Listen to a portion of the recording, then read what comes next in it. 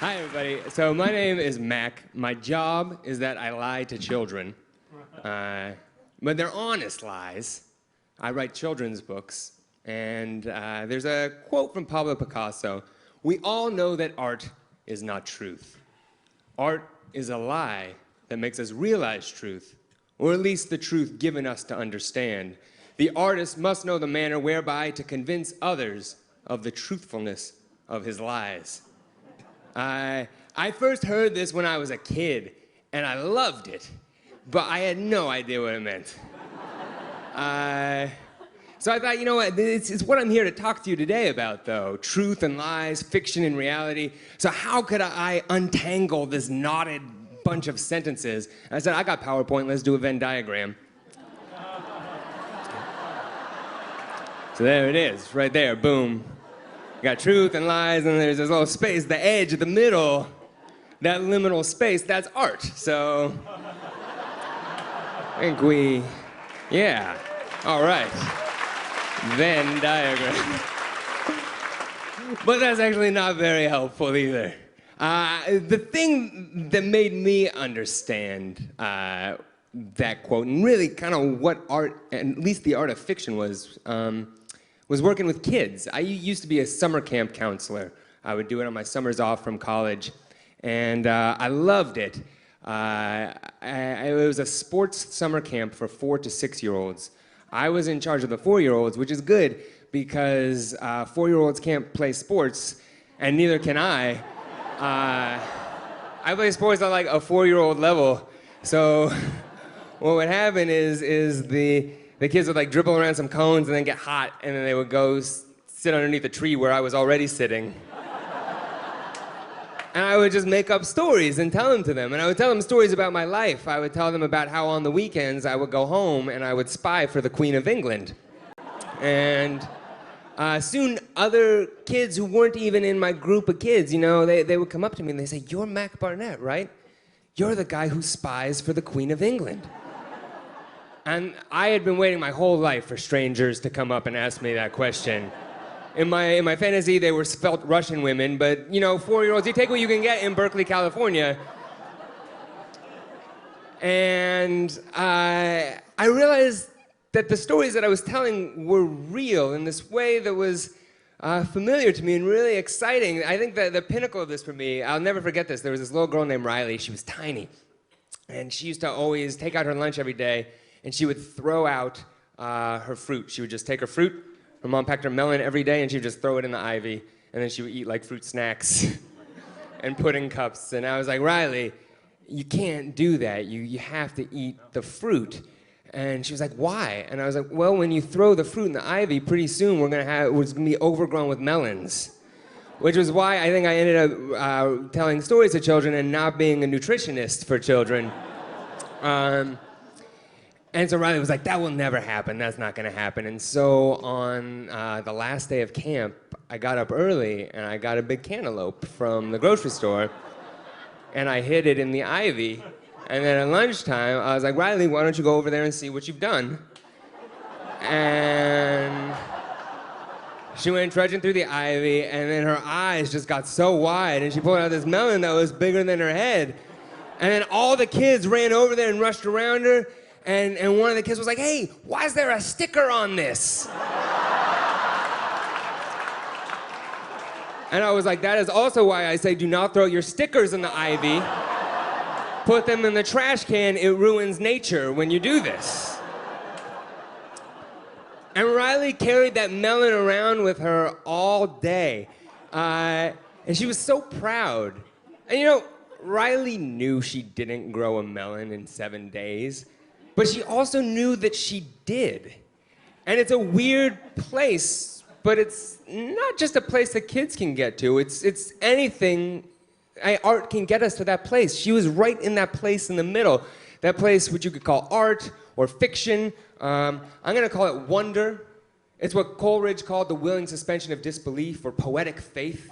But those moments where a story, no matter how strange, has some semblance of the truth, and then you're able to believe it. It's not just kids who can get there. Adults can too, and we get there when we read.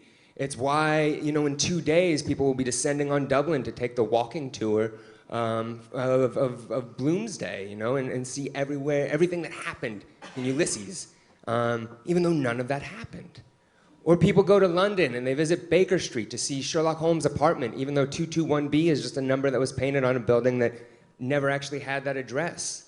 We know these characters aren't real, but we have real feelings about them. And we're able to do that. We know these characters aren't real, and yet we also know that they are. Kids can get there a lot more easily than adults can. And that's why I love writing for kids. I think kids are the best audience for serious literary fiction.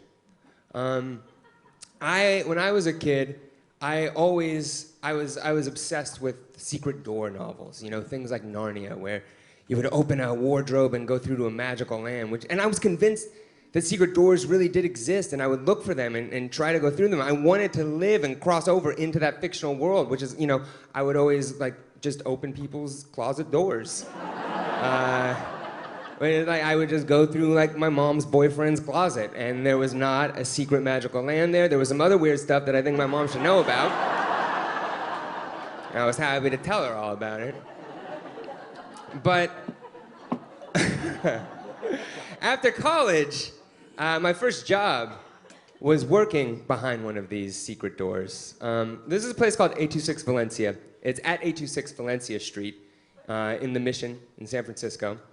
And when I worked there, there was a publishing company headquartered there called McSweeney's, a nonprofit writing center called 826 Valencia, but then the front of it was a strange shop. You see, this place was zoned retail, and in San Francisco, they were not going to give us a variance. And so the writer who founded it, a writer named Dave Eggers, to come into compliance with code, he said, fine, I'm just going to build a pirate supply store. And so that's what he did. And it's beautiful. It's all wood. There are those drawers you can pull out and get citrus so you don't get scurvy. And they have eye patches and lots of color, you know, because when it's springtime, pirates want to go wild. You don't know. Black is boring. Pastel. Or eyes, and also lots of colors, just glass eyes, depending on how you want to deal with that situation. And the stores, strangely, you know, people came to them and bought things. And they ended up paying the rent for our tutoring center, which was behind it. But to me, more important was the fact that I think the quality of work you do, kids would come and get instruction in writing. And when you have to walk through this weird liminal fictional space like this to go do your writing, it's going to affect the kind of work that you make. It's a secret door that you can walk through. So I ran the 826 in Los Angeles, and it was my job to build the store down there. So we have the Echo Park Time Travel Mart. That's our motto. Whenever you are, we're already then. And it's on Sunset Boulevard in Los Angeles. Our friendly staff is ready to help you. They're from all eras, including just the 1980s, that guy on the end. He's from the very recent past. There's our employees of the month, including Genghis Khan, Charles Dickens. Some great people have come up through our ranks. This is our kind of pharmacy section. We have some patent medicines, canopic jars for your organs. Communist soap that says, this is your soap for the year. Our slushy machine broke on the opening night, and we didn't know what to do. Our architect was covered in red syrup. It looked like he had just murdered somebody, which it was not out of the question for this particular architect. And we didn't know what to do. It was like going to be the highlight of our store, so we just put that sign on it that said, out of order, come back yesterday. And that ended up being a better joke than slushies, so we just left it there forever. Mammoth chunks, these things weigh like 7 pounds each. Barbarian repellent, it's full of salad and potpourri, things that barbarians hate. Dead languages. Leeches, nature's tiny doctors. And Viking odorant, which comes in lots of great scents, toenails, sweat and rotten vegetables, pyre ash. You know, because we believe that Axe body spray is something that you should only find on the battlefield, not under your arms. And these are robot emotion chips, so robots can feel love or fear. Our biggest seller is Schadenfreude, which we did not expect. We did not think that was going to happen. But there's a nonprofit behind it, and kids go through a door that says employees only, and they end up in this space where they do homework and write stories and make films. And this is a book release party where kids will read. There's a quarterly that's published with just writing that's done by the kids who come every day after school, and we have release parties, and they eat cake and read for their parents and drink milk out of champagne glasses. And it's a very special space because it's this weird space in the front. You know, the joke isn't a joke. You can't find the seams on the fiction, and I love that. It's this little bit of fiction that's colonized the real world. I see it as kind of a book in 3 dimensions.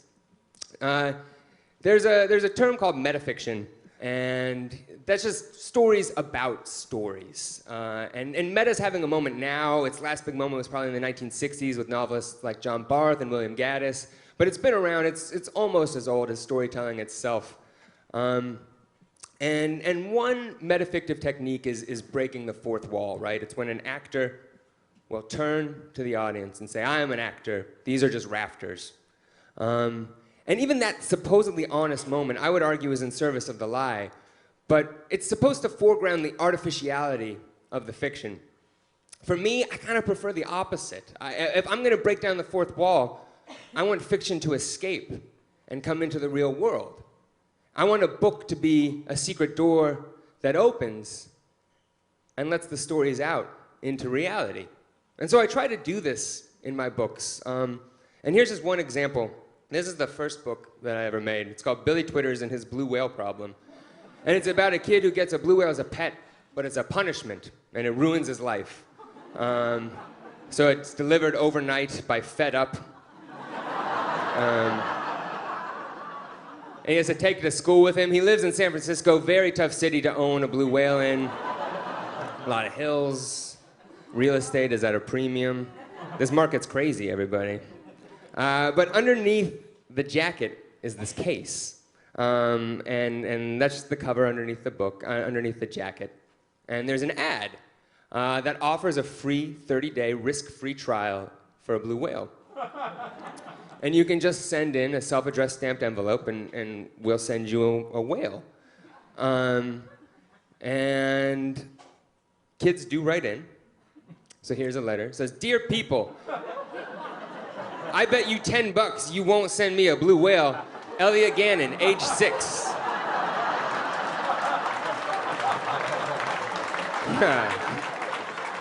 So what Elliot and the other kids who send these in get back is a letter in very small print from a Norwegian law firm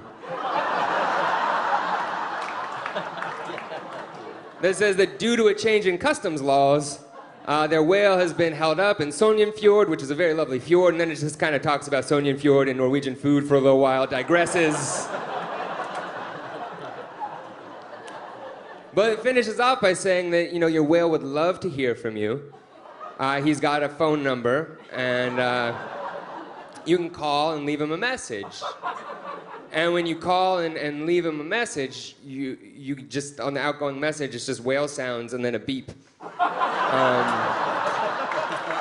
Which actually sounds a lot like a whale sound. And they got a picture of their whale, too. So this is Randolph. And Randolph belongs to a kid named Nico, who was one of the first kids to ever call in. And I'll play you some of Nico's messages. This is the first message I ever got from Nico. Hello, this is Nico. I'm your owner, Randolph. Hello. So, this is the first time I can ever talk to you, and I might talk to you soon another day. Bye. So Nico called back like an hour later. And here's another one of Nico's messages. Hello, Randolph. This is Nico. I haven't talked to you for a long time, but I talked to you on Saturday or Sunday. Yeah, Saturday or Sunday. So now I'm calling you again to say hello, and I wonder what you're doing right now, and I'm going to probably call you again tomorrow or today. So I'll talk to you later. Bye. So he called back that day again. And he's left over 25 messages for Randolph over 4 years. You find out all about him and like the grandma that he loves and the grandma that he likes a little bit less. And the crossword puzzles that he does. And this is I'll play you one more message from Nico. This is the Christmas message from Nico. Hello, Randolph. Sorry I haven't talked to you in a long time. It's just that I've been so busy because school started, as you might not know, probably since you're a whale, you don't know. And I'm calling you to just say, to wish you a Merry Christmas. So, have a nice Christmas, and bye-bye. Randall, bye. I actually got Nico. I hadn't heard from in 18 months, and he just left a message 2 days ago. His voice is completely different, but he put his babysitter on the phone, and she was very nice to Randolph as well. But Nico's the best reader I could hope for. I would want anyone I was writing for to be in that place emotionally with the things that I create. I feel lucky. Kids like Nico are the best readers, and they deserve the best stories we can give them. Thank you very much.